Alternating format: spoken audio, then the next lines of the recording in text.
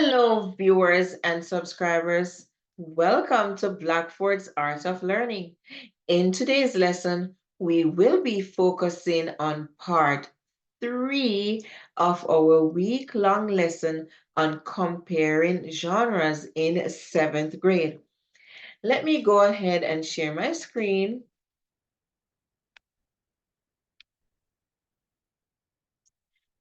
To middle school, and we will be following our learning pathway today. And our quote for today is, "You don't have to be great to start, but you have to start to be great," by Zig Ziglar. All right.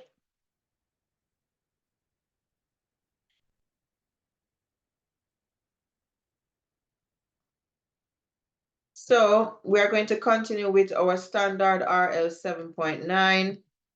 Compare and contrast a fictional portrayal of a time, place, or character and a historical account of the same period as a means of understanding how authors of fiction uses or alter history. So basically, we're going to look at the similarities and differences between fictional stories, which have a historical account. We're going to compare um, fictional stories to those events that happen in history, right? And we're going to understand how the author changes events or even characters from history to create fiction stories nowadays. So this can be considered as historical fiction because you're using actual events from the past to create these new fictional stories. Okay, so we're going to use these anchor charts. It says historical fiction, a fictional story that takes place in a particular time period in the past. The setting is often real, but the characters are made up. Some elements of historical fiction is based on historical events, authentic setting. It's fiction, not real. There's a mix of real and imagination, and they may contain real people. So simply put, these stories are based on stories from history. But the authors, they just change the characters into fictional characters, and they change some of the events that may have happened. So this is another type of anchor chart, historical fiction. What is historical fiction? Historical fiction is fiction, not real, that is set in the past. All about historical fiction. The setting is a real location during a real time period in history. The plot is based on real events but has fictional events mixed in. Some historical fiction does use real people from that time period as characters. The author's purpose is to entertain. So let us watch this instructional video to learn more about historical fiction. Today we're going to talk about historical fiction. Have you ever heard of genre? A genre is a category of a bigger group called fiction. That's the one where the story is made up. Not all fiction books are the same, even though they're all made up. Some fiction books have normal people doing normal, everyday things, the kind of stuff that you would do at home, for example. While some fiction books have definitely out-of-the-ordinary characters, settings, or plot lines. Each genre has its own characteristics that make it unique or different from all the others. The genre we're going to learn about today is called historical fiction. The important thing about historical fiction is that it takes place a long time ago, and in the story, people live, work, and play just like they would have back in history. The setting is realistic and follows the rules of our world, but buildings, towns, homes, and other scenery look like they would have in the book's time period, not like they do now. All the characters in the book talk, dress, and behave just like they would have back then. They use appropriate slang words from the time period, nothing modern. You wouldn't hear any kids saying, "Cool, dude," or talking about video games in historical fiction.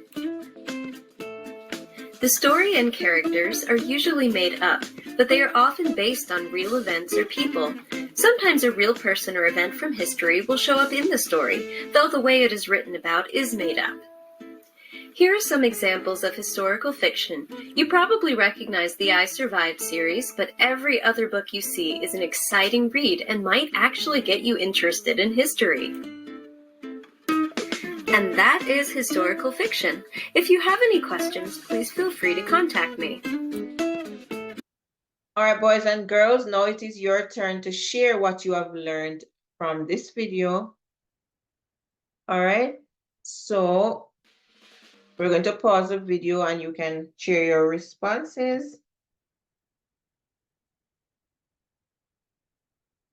All right, so historical fiction has to do with fiction that has accounts of events from the past, right? They get inspiration from stories from the past, and they utilize events that occurred in the past.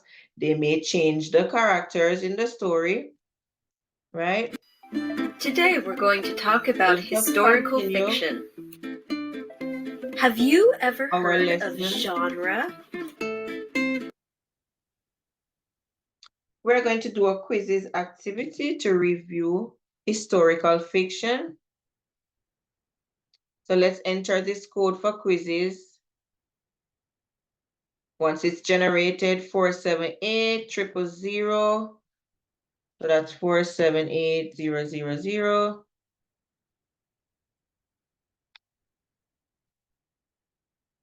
Okay.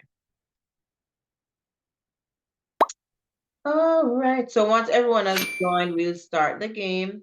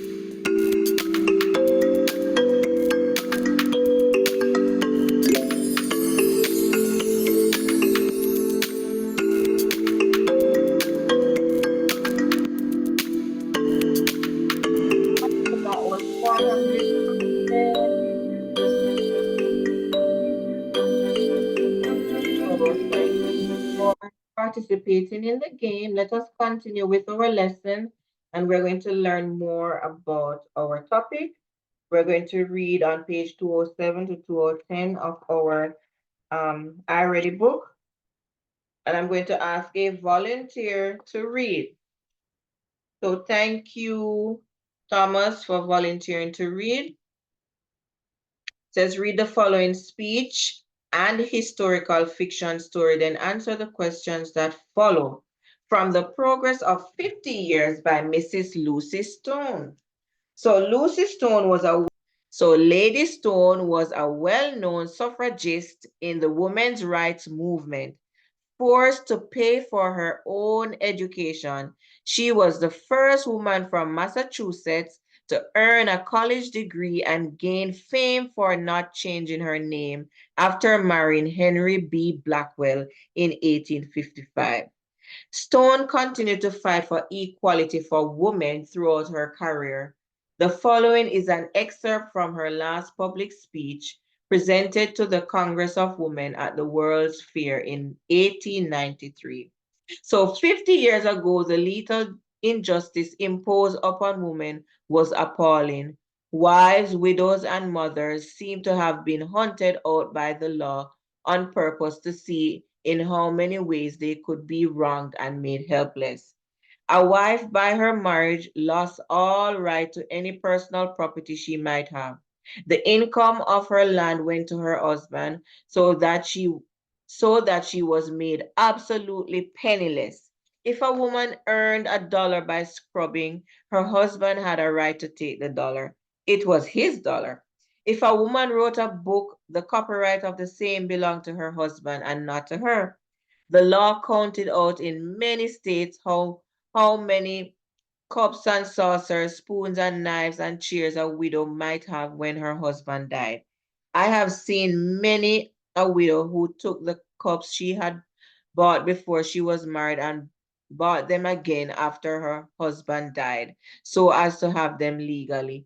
The law gave no right to a married woman to any legal existence at all. Her legal existence was suspended during marriage. She could neither sue nor be sued. If she had a child born alive, the law gave her husband the use of all her real estate as long as she should live, and call it by the pleasant name of the estate by courtesy.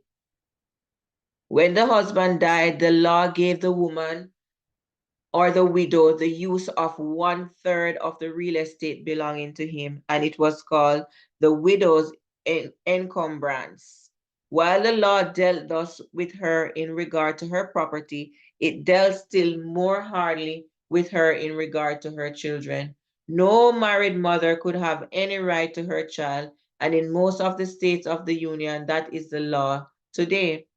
But the laws in regard to the personal and property rights of women have been greatly changed and improved, and we are very grateful to the men who have done it. We have not only gained in fact that the laws are modified, women have acquired a certain amount of political power. We have now in 20 states school suffrage for women. 40 years ago, there was but one. Kentucky allowed widows with children of school age to vote on school questions. We have also municipal suffrage for women in Kansas and full suffrage in Wyoming, a state larger than all New England. The last half century has gained for women the right to highest education and entrance to all professions and occupations, or nearly all. As a result, we have Women's Club, the Women's Congress, Women's Educational and Industrial Unions, the Moral Education Societies, the Women's Relief Corps, police matrons, colleges for women and co-educational colleges, and the Harvard Annex Medical Schools and medical colleges for women and co-educational colleges, and the Harvard Annex Medical Schools and Medical Societies open to women, women's hospitals, women has a power in the press, authors, women artists, women's beneficent societies, and helping hand societies, women school supervisors, and factory inspectors, and prison inspectors, women on state boards of charity, the International Council of Women, the Women's National Council, and last but not least, the Board of Lady Managers. And not one of these was allowed women 50 years ago, except the opening at Oberlin. By what toil and fatigue and patience and strife and beautiful law of growth has all this been wrought. These things have not come of themselves. They could not have occurred except as the great movement for women has brought them out and about. They are part of the eternal order and they have come to stay. Now all we need is to continue to speak the truth fearlessly, and we shall add to our number those who will turn the scale to the side of equal and full justice in all things. A widow's burden. Though Sarah loved her parents, she began to worry as soon as she received word that her mother and father were coming to the farm for a visit. She hadn't told them the news about Elijah's estate, and she wondered how she would fit everyone at the table during mealtime. In truth, that problem was small compared to her other burdens, but she could do little to remove a single one. Sarah missed her husband Elijah terribly. Last winter he had caught a chill and died from it.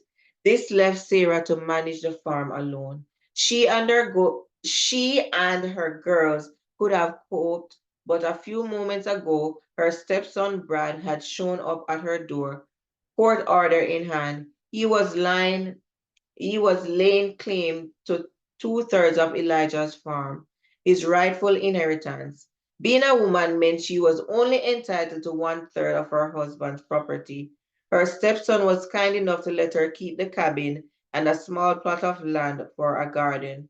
The rest of the farm would be sold. Sarah only hoped she could grow enough to feed her girls and find the work in town. Just focusing on her parents' visit brought Sarah more heartache. It was so unfair. As a widow, she was entitled to so little of Elijah's estate, and Brad had claimed most of the furniture. The extra plates and the silverware she had received from her grandmother. She was left with four place setting and four chairs, just enough for her and the girls for each meal.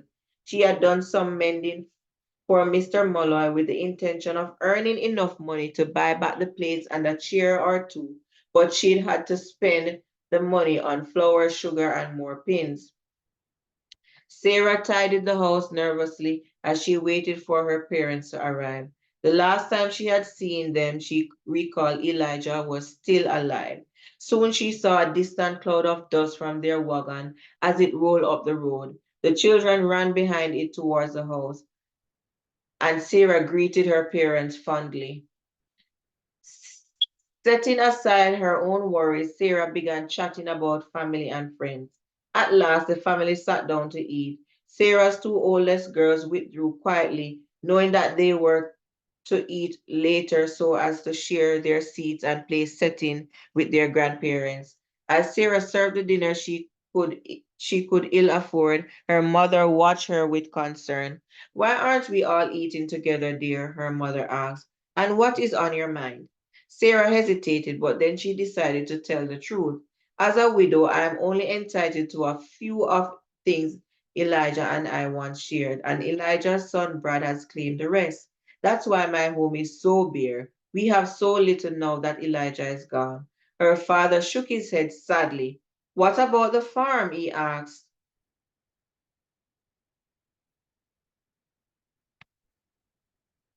Sarah explained that Brad's court order allowed him to sell most of the land.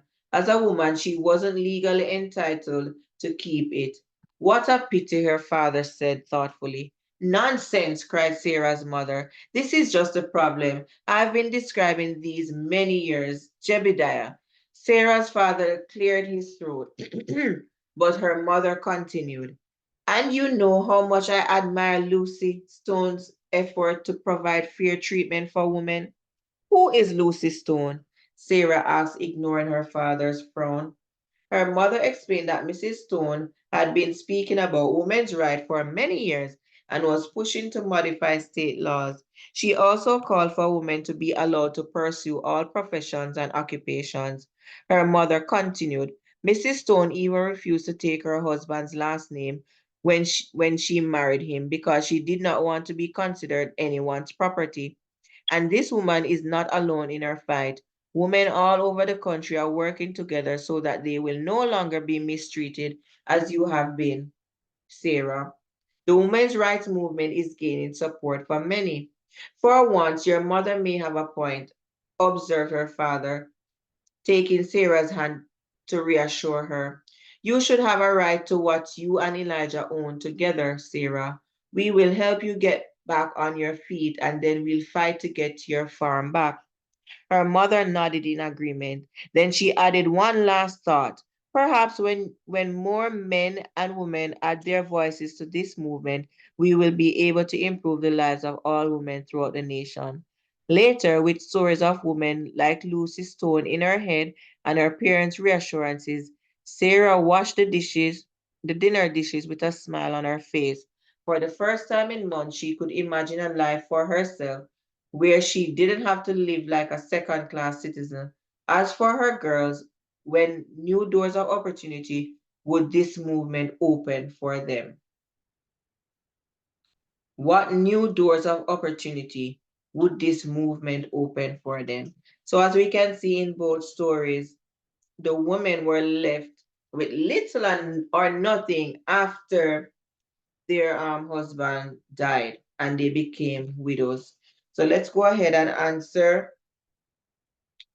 the questions. So we're looking at the stories, the progress of 50 years, and A Widow's Burden. And both of these stories also mention Lucy Stone, who fought for women's right.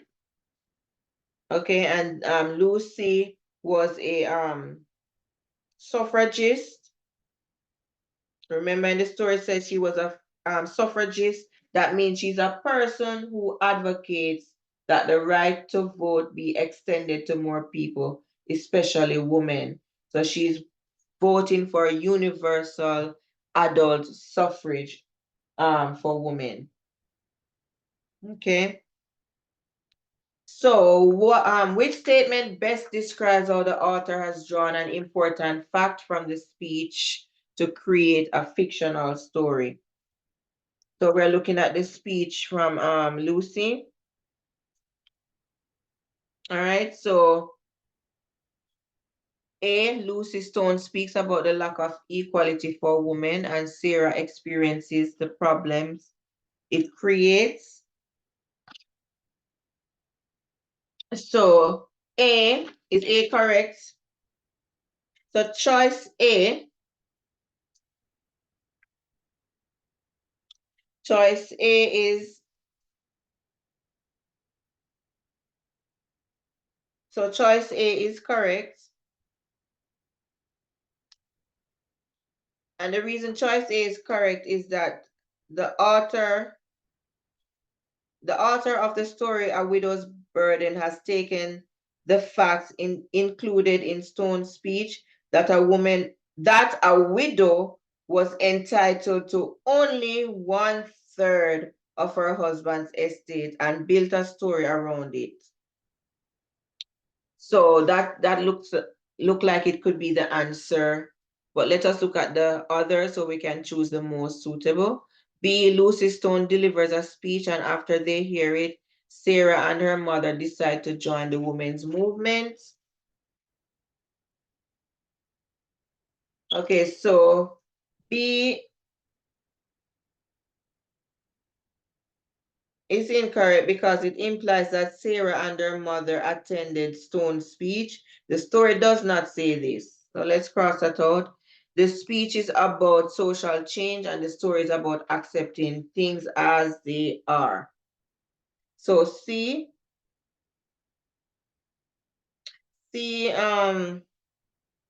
so Sarah and her parents, they actually decided to fight to get back their farm. So they did not accept things as they are. So D, the speech is meant to persuade women and the story problem encourages a woman to fight for her rights. So D, while this is a valid statement, it does not describe how the author of the story altered facts to create fiction. So that's out. Okay. So choice A is the most suitable option. Let's go to 2.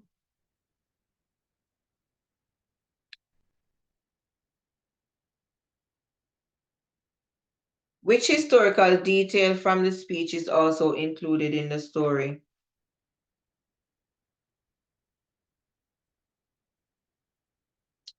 If a woman wrote a book, her husband owned the copyrights.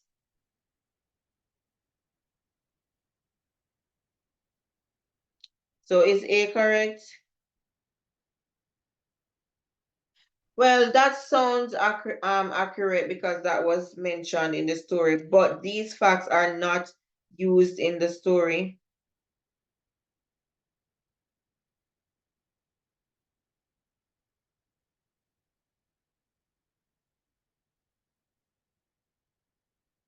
They are not used in the story. There's no mention of copyright law of the fact that married women couldn't. So let's look at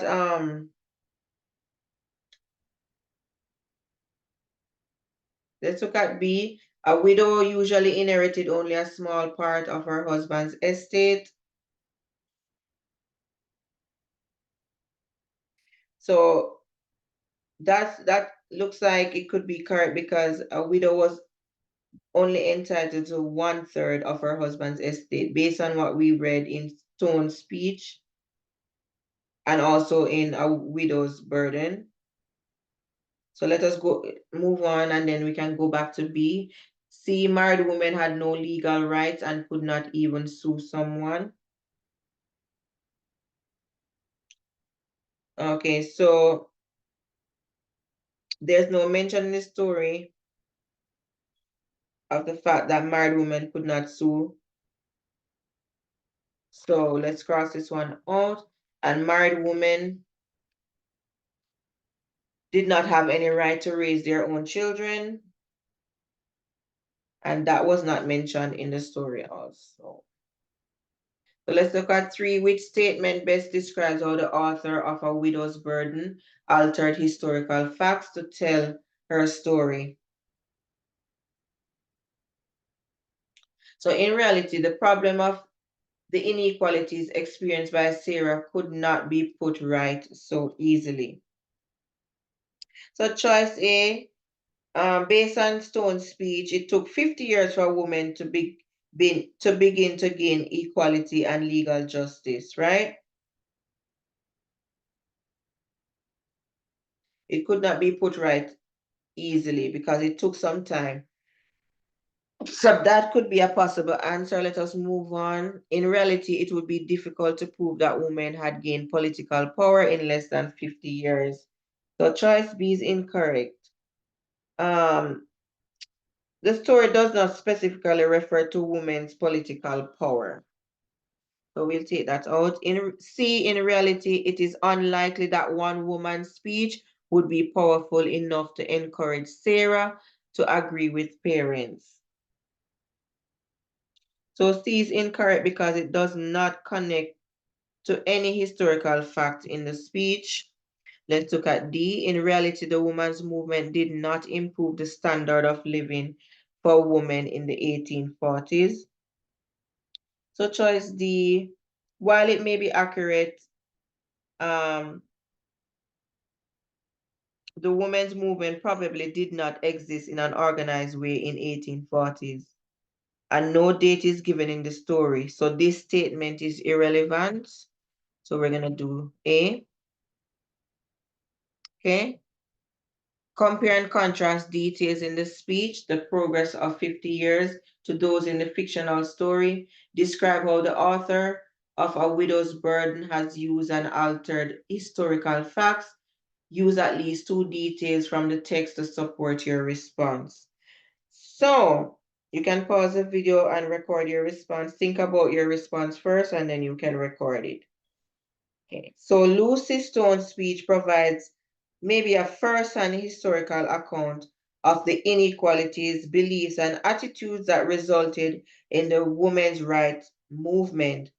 Sarah's story, the historical fiction piece, reflects the unfairness of the inheritance law by illustrating the problems such laws created for an imaginary woman living in the 1800s. Most women actually living in those times would not have had as much sympathy or help from their parents, nor would their problems be dealt with as quickly or easily. So let us record our response.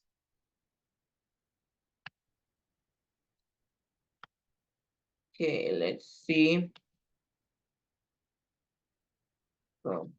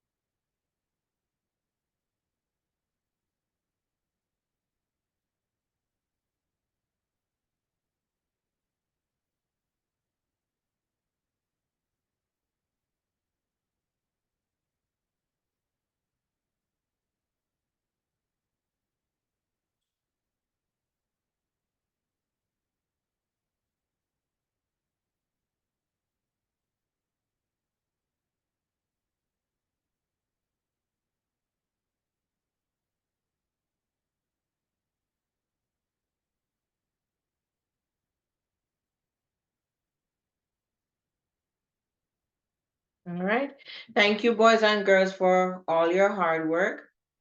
Now let us move on to our small group lesson, and you in during small group you'll be working on the 6 888 lesson, and here you're going to be comparing two stories, the 6 888 and Far From Home. So one will be a historical account, and one will be a more modern version. So you're going to answer the questions that follow. And once you're finished, you're going to do News ELA, the Constitution of the United States of America. That's a part of your social studies grade. Then you're going to do Common Lit, Old Games, New Territory. So once you log in to Common Lit, then you can work on your activity, your assigned activity. Okay. So remember the rules of small group. You do not interrupt me while I'm with a group, and you work quietly at your table group. And you can use this cooperative learning strategy quietly in your groups. All right. Remember to do your reflection. So thank you everyone for watching. Please remember to like, share, comment, subscribe, and turn on the post notification bell. Once again, boys and girls, please remember to like, share, comment, and subscribe. Also turn on the post notification bell. Please be on the lookout for other videos. Thank you for watching.